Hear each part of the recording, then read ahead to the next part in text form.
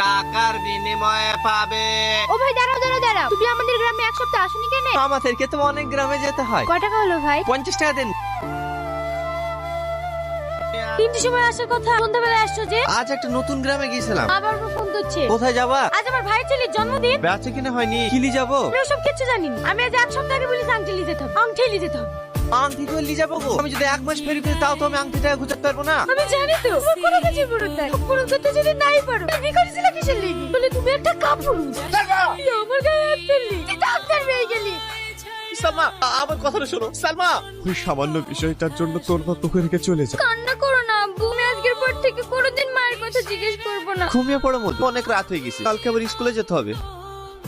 হে না, তোমার জন্য ক্যাডবেরি নিয়ে এসেছি। আপনি প্রতিদিন আমার জন্য ক্যাডবেরি নিয়ে আসেন কেন? আপনার ছেলে মেয়েকে ভালোবাসেন না? আমার ছেলে মেয়ে কেউ নেই। ছেলে মেয়ে নেই কেন? ও তোমাকে পরে বলবো, তুমি ক্যাডবেরিটা খাও। বাইরে জোগাড় এসে তাড়াতাড়ি আয়।